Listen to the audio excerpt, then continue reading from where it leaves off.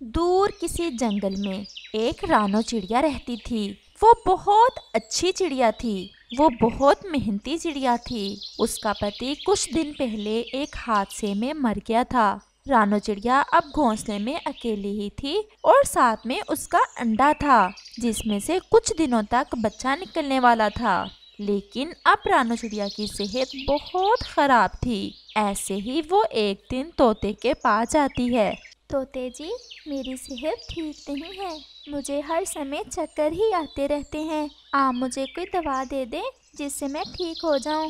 रानो, तुम्हारी इस मर्ज की दवा मेरे पास नहीं है और मुझे लगता है शायद किसी के पास ना हो। तुम्हारा इस मर्ज का कोई इलाज नहीं है। मुझे लगता है अब तुम ज्यादा अरसा तक जिंदा नहीं रहोगी। तुम बस आराम करो। तोते जी, प्लीज ऐसा ना कहें। मैं अगर अकेली होती तो बनने से कभी भी ना डरती, लेकिन मेरा एक अंडा भी है जिसमें से बच्चा भी निकलने वाला है। आप प्लीज़ मुझे कोई तो दवा दे दें, बस मेरा बच्चा बड़ा हो जाए। फिर मैं मर भी गई तो मेरा बच्चा तो इस काबिल होगा कि खुद से अपनी ज़िंदगी जी सके। चिड़िया, मैं तुम्हें कैसे कोई भी दवा दे दूं? मैं जो भी तुम्हें दवा दूंगा तुम्हारा मर्ज कम होने की बजाय बढ़ेगा। और फिर चिड़िया नाराश होकर वहाँ से चली जाती है और रानो चिड़िया परेशान सी होकर अपने घोंसले में बैठ जाती है। अब मैं क्या करूं? अगर मैं मर गई तो मेरे अंडे का क्या होगा? मुझे अपने अंडे को किसी को दे देना चाहिए जो मेरे बच्चे का ध्यान रख सके। लेकिन ऐसा कौन होगा जो मेरे बच्चे का ध्यान रख सके? मैं ऐसा करती हूँ कि कौवे के पास जाती हूँ। मैं भी तो बहुत बार उसके काम आई हूँ, वो भी मेरी मदद जरूर करेगा। और फिर रानो चिड़िया कौवे की तरफ चली जाती है। कौवे भैया, शायद मैं अब ज्यादा समय तक जिंदा न रह सकूं। मुझ पर एक दया कर दो। रानो, तुम बीमार हो, ठीक हो जाओगी। पक्षी बीमार होते ही रहते हैं। लेकिन क्या काम है तुम्हें मुझसे? कौवे भैया, ये मेरा अंडा है। इससे कुछ दिनों में बच्चा निकलने ही वाला है। आप प्लीज मेरा अंडा अपने पास रख लो। अगर मैं मर गई तो मेरे छोटे से मासूम बच्चे का क्या बनेगा? ना बाबा ना, अगर कोई और काम होता तो शायद मैं मान ही जाती। इतनी बड़ी जिम्मेदारी हम नहीं ले सकते। मेरे तो अपने अंडे से बच्चा निकलने वाला है। वैसे भी तोते के साथ तुम्हारे अच्छे संबंध हैं। तुम ये अंडा तोते को ही दे दो। और फिर रानो चिड़िया नाराश होकर वहाँ से चली जाती है। गोरी, क्या था अगर तुम मान जाती तो? कोई तो अच्छा काम कर लो। जो अपने अंडे की सुरक्षा कर रही हूँ, अच्छा काम ही कर रही हूँ। मुझसे नहीं होती किसी और के अंडे की सुरक्षा। रानो चिड़िया सीधी तोते के पास जाती है। तोते भैया, मेरा ये अंडा तुम अपने घोंसले में रख लो। मेरा कुछ पता नहीं, मैं कब मर जाऊं। रानो, तुम तो जानती हो मैं अकेला ही रहता हूँ। भोजन को भी जाना होता है। भला मैं कैसे सुरक्षा कर सकता हूँ इस मासूम अंडे की? तुम ऐसे करो, बुलबुल के पास जाओ, वो तुम्हारी मदद जरूर कर देगी। और फिर रानो चिड़िया बुलबुल की तरफ जाती है, लेकिन बुलबुल भी चिड़िया का अंडा अपने पास नहीं रखती। और फिर ऐसे रानो चिड़िया वापस अपने घोंसले में चली जाती है। और फिर ऐसे ही रात हो जाती है। अब तो मेरे लिए अच्छा सा भोजन लाया करो।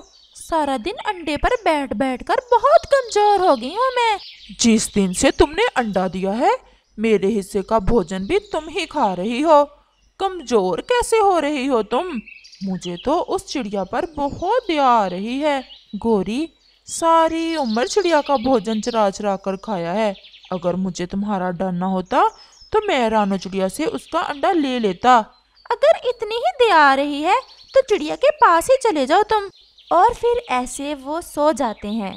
लेकिन जैसे ही गोरी सोती है, कालू कौवा चुपके से रानो चिड़िया की तरफ चला जाता है। और जैसे ही कालू कौवा रानो चिड़िया के घोंसले में पहुंचता है, चिड़िया तो मरी पड़ी थी। कौवा ये देखकर रोने लग जाता है। चिड़िया, तुम क्यों छोड़कर चली गई हमें?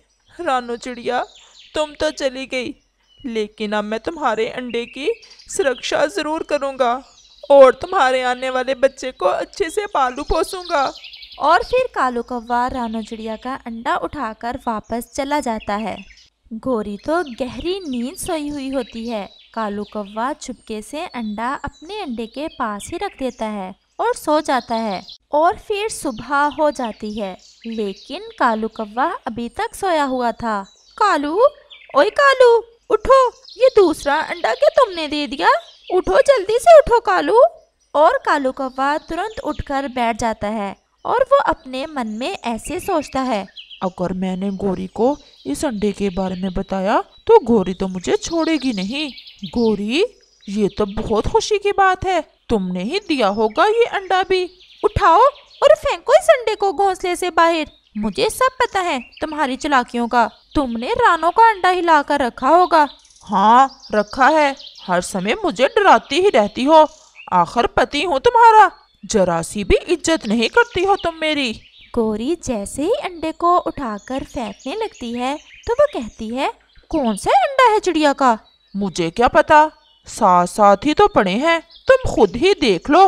वो दोनों अंडे एक जैसे ही थे, इसलिए गोरी तो पहचान ही नहीं पा रही थी कि चिड़िया का अंडा कौन सा है। और फिर कालू कौवा वहाँ से चला जाता है। लगता है अब मुझे इन दोनों अंडों की ही सुरक्षा करना होगी। मुझे तो पता ही नहीं चल रहा कि मेरा कौन सा अंडा है। आज तो कालू कौवा कुछ ज्यादा ही मेहनत कर रहा था कि किसी तरीके से गोरी को अच्छे से अच्छा भोजन ला कर दे जिससे वो खुश हो जाए। और फिर कालू को गोरी का मनपसंद फल अमरूद मिल जाता है। कालू वो अमरूद लेकर वापस अपने घर की तरफ चल देता है। गोरी, देखो मैं क्या लाया हूँ तुम्हारे लिए। हाय अमरूद, मेरा तो आज अमरूद खाने को बहुत मन कर रहा था। वैसे तुमने उपाय अच्छा ढूंढा रानों का अंडा लाने का।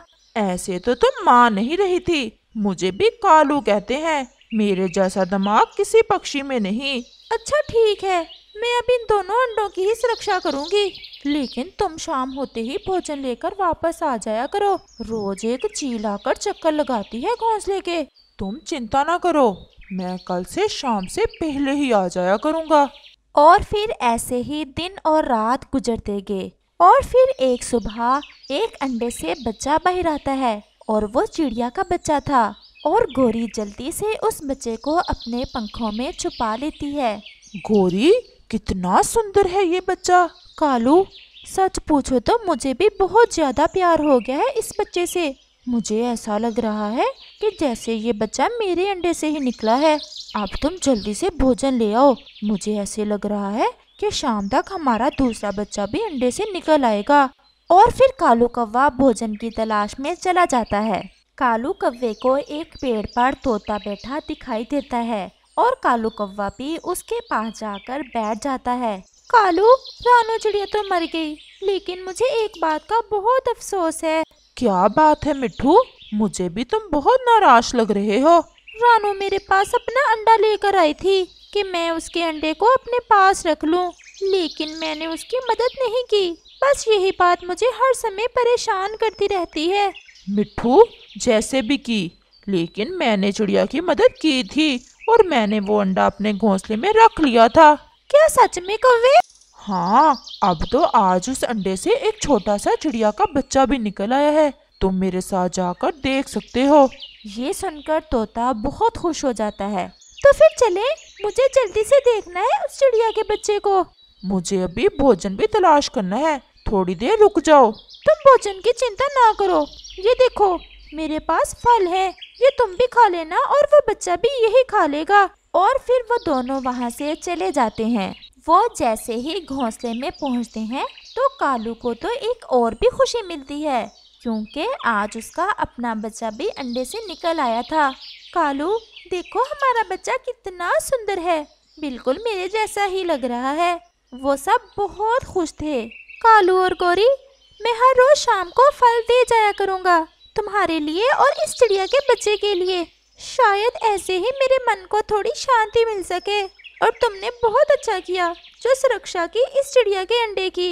और फिर ऐसे तोता अपने घर चला जाता है। और फिर गोरी और कालू उस चिड़िया के बच्चे का अपने बच्चे की तरह ही प्यार करते हैं।